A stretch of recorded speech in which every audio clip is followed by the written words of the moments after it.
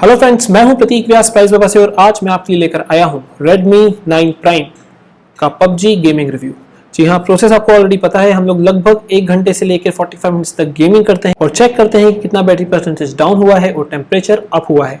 सो बिना देर करे शुरू कर लेते हैं। पता है आपको टेम्परेचर अगर नहीं है तो अभी हम लोग बैटरी लॉक को स्टार्ट करते हैं। यहाँ पर आप देख सकते हैं कि जो लेवल है बैटरी का वो 100 है और टेम्परेचर अभी 33.6 है। यहाँ पर जाते हैं होम पे और खोल लेते हैं सीधे हमारा PUBG। गेम जब तक लोड हो रहा है, यहाँ से मैं हमारी स्टॉप वॉच भी स्टार्ट करता हूँ। गेम जब तक लोड हो रहा है मैं आपको इसके इंटरनल स्पेसिफिकेशंस बता देता हूँ कि इसमें आपको मिलता है 6.53 इंच का फुल एचडी प्लस डिस्प्ले। जी हाँ, जो कि इसकी वन ऑफ द यूएसपी है कि इसमें आपको फुल एचडी प्लस डिस्प्ले मिल रहा है। प्रोसेसर आपको इसमें मिलता है MediaTek का Helio G80 प्रोसेसर, जो कि 4GB RAM plus 64GB storage and 4GB RAM plus 128GB storage के साथ आता है। साथ में इसके अंदर आपको मिल जाती है 5020 mAh की बैटरी, जो कि 18 वॉट्स की फास्ट चार्जिंग के साथ आती है। लेकिन जो बॉक्स है उसमें आपको सिर्फ 10 वॉट का ही फास्ट चार्जर मिलता है। इसके अलावा जो इसके ग्राफिक्स की सेटिंग्स है उसके बारे में भी हम लोग बात कर लेते हैं कि यहाँ पर आप जाएंगे तो इसकी एक जो अच्छी बात है वो है कि इस प्राइस रेंज में आपको HD और हाई पे डिफॉल्ट स्टार्ट होता है, तो ऐसी ये सबसे अच्छी बात है। वैसे ही आप बैलेंस पे जाएंगे तो आपको अल्ट्रा फ्रेम रेट का ऑप्शन भी मिल जाता है और स्मूथ पे भी आपको अल्ट्रा फ्रेम रेट का ऑप्शन मिल ही रहा है। तो ये बैलेंस पे अल्ट्रा अवेलेबल है और SD पे सिर्फ हाई अवेलेबल है। तो ये इस गेम की जो सबसे हाईएस्ट सेटिंग है इस फोन के हिसाब से वो मैंने सेट कर दी और इसी पे हम लोग गेम खेलेंगे। गेम करते हैं शुरू। साथ में मैं आपको बता दूं कि इसका जो क्लोजेस्ट कॉम्पिटिटर है वो है Narzo 10। ये Realme 6i है, ये Narzo 10 नहीं है। तो Narzo 10 के बारे में भी हम इन वीडियो के बीच में मैं आपको Narzo 10 के साथ इसका ग्राफिक्स कंपैरिजन भी बताऊंगा, तो stay tune for that as well. और Narzo 10 में आपको मिलता है MediaTek का Helio G70 प्रोसेसर और वो 3GB plus 32GB and 4GB plus 64GB RAM variants में अवेलेबल है। ये आपको पता है कि हम लोग हमारी ग्राफिक्स टेस्ट करने वाली बिल्डिंग पर सीधे जाएंगे और बात करेंगे कि कैसे हैं इसके ग्राफिक्स और कैसा परफॉर्म करता है ये हमारे गेमिंग रिव्यू में।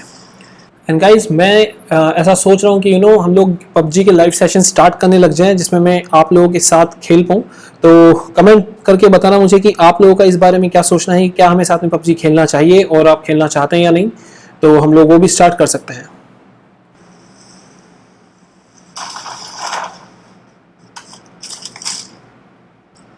पहुंच गए हम लोग हमारी ग्राफिक्स टेस्ट करने वाली बिल्डिंग पे, जिसके बारे में ऑफ कोर्स आप सभी को पता होगा और अगर आप वीडियो पहली बार देख रहे हैं तो अब आपको पता हो गया होगा। आपने ये नोट किया होगा कि जैसे जैसे मैं पास आता गया वैसे वैसे जो अपने बिल्डिंग के ग्राफिक्स थे वो थोड़े क्लियर होते गए थे। हमारे ब्रिक टेस्ट के ऊपर बात करेंगे। यहाँ पर आप देखते हैं कि जो सारी ब्रिक्स हैं वो आपस में एकदम क्लियर हैं। आपको ऐसा कुछ परेशानी नहीं लग रही है यार कि मर्ज हो रही है या फिर आप एक्चुअली डिफरेंशिएट कर पा रहे हैं, तो यहाँ पर ये काफ़ी अच्छी बात है। सेम अगर आप यहाँ पर जाएंगे तो यहाँ पर भी आप देखेंगे तो यार ये भी काफ़ी क्लियर है और यहाँ पर भी जो क्वालिटी है वो काफ़ी अच्छी है और यहाँ पर अक्सर जो मर्ज वाली पॉइंट आ जाता है वैसा भी यहाँ पर कुछ नहीं है।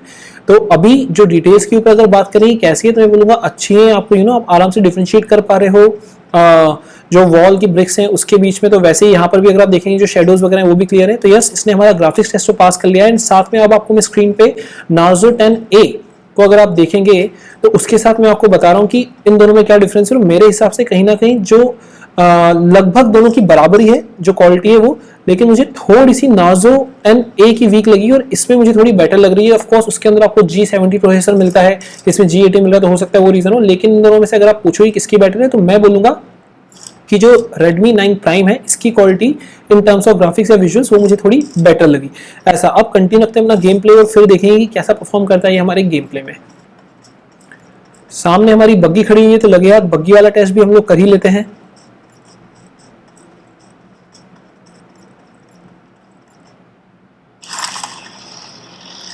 और इस टेस्ट में आपको पता है हम लोग जो टायर की ग्रिड्स होती है हम लोग उसके ऊपर बात करते हैं। तो आप देखेंगे तो यार जो ग्रिड्स हैं वो काफ़ी क्लियर और आप आराम से डिफ्रेंशिएट कर पा रहे हो टायर की ग्रिड्स को। बट ये है कि हाँ, जो थोड़ा टायर जो घूम रहा है उसमें थोड़ा सा आपको लगेगा कि घूमते हुए नहीं दिख रहा, तो दैट्स ओके, क्योंकि प्राइस रेंज के हिसाब से अभी तक जो क्वालिटी है हमने 8 मिनट के आसपास की गेमिंग कर ली है, इसमें मुझे कोई हिट नहीं पीछे से फील हो रही है।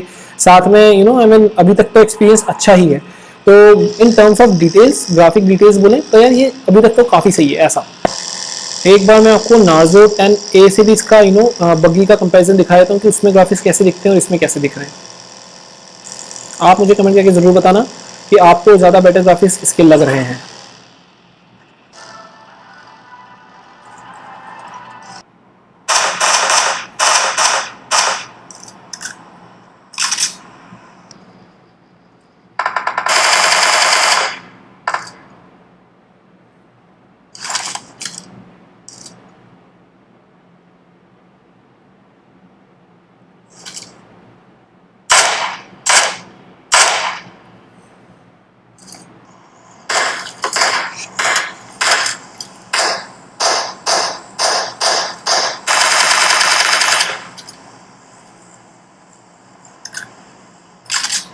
क्लोज।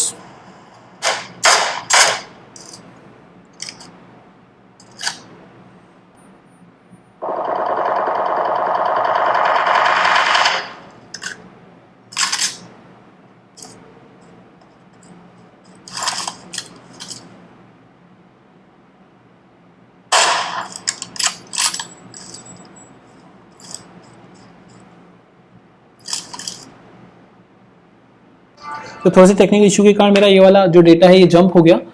मैं आपको बता दूं कि वो वाला गेम हम लोग हार गए थे। अब हम लोग ये वाला एक और राउंड खेल लेते हैं और फिर हम लोग फाइनल वर्डिक्ट के ऊपर बात करते हैं। तो यार जब तक गेम स्टार्ट हो रहा है मैं आप लोगों को ये बताना चाहूँगा कि कहीं ना कहीं यार देखो मतलब ना जो मुझे एकदम स्टार्टिंग में जितनी स्मूथनेस मिल रही थी वो कहीं ना कहीं थोड़ी सी कम हो गई है। मतलब गेमिंग का जो स्मूथनेस भी फील थी और फोन हल्का सा गर्म भी होने लगा है। तो ये मतलब मुझे ऐसा फील हो रहा है। लेकिन फाइनल वर्डिक्ट की हम लोग बात करते हैं इस गेम के बाद, क्योंकि ऑलमोस्ट हमें 30 मिनट्स तो हो ही गए। तो इसके बाद देखते हैं हमें जैसे राउंड खत्म होता है फिर हम देखते हैं क्या करना है।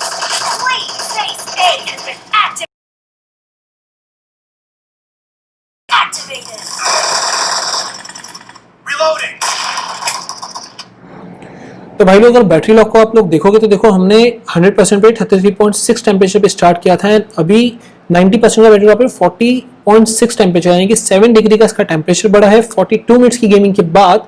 और बैटरी ड्रॉप भी काफी डिसेंट है यार। मतलब आई मीन ऐसी कुछ परेशानी वाली बात नहीं है। लेकिन सबसे इंपॉर्टेंट क्वेश्चन है कि क्या इस फोन को पबजी के लिए लेना चाहिए या नहीं लेना चाहिए।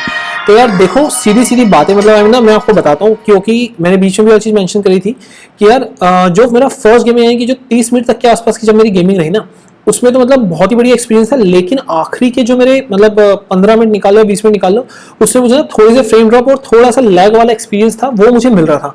तो अगर आप कैजुअल गेमर हो, जैसे भी एक आधा गेम खेलना है और फिर स्टॉप करते हो, तो डेफिनेटली आप इस फोन को कंसिडर कर सकते हो इस प्राइस रेंज में। लेकिन अगर आप बोलोगे मेरे को बैक टू बैक 2-3-4 गेम खेलने हैं तो फिर ये वाला फोन आपके लिए सही चॉइस नहीं रहेगा, ये मेरा कहना है। अब आप बताना आपको ये वाला वीडियो कैसा लगा, और अगर मैंने कोई पॉइंट मिस किया हो तो आप मुझे वो भी बता सकते हो। इसके और कौन सी वीडियो देखना है ये भी कमेंट करके बताना। This Prateek Vyas from Price Baba, thanks for watching.